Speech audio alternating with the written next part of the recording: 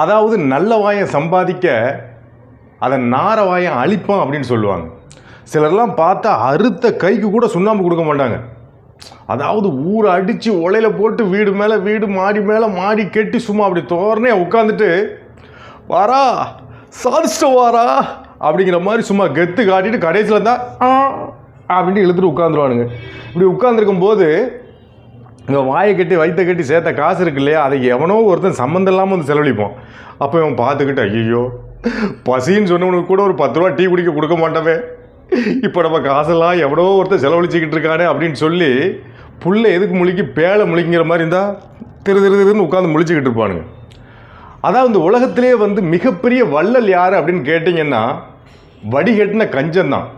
ஏன்னா அவன் தான் வயிற்றுக்கும் சாப்பிட மாட்டான், தான் குடும்பத்துக்கும் கொடுக்க மாட்டான், தான் சொந்த பந்தங்கள் உற்றார் வருவன்னு யாருக்குமே கொடுக்க மாட்டான். யாரோ ஒருத்தன் வந்து லம்பாக அடிச்சுட்டு போயிடுவான். அதாவது மனித வாழ்க்கையில் வந்து சேமிப்பு ரொம்ப நல்ல விஷயந்தான், ஆனால் அது பண வெறியாக மாறக்கூடாது. மீண்டும் சந்திப்போம்.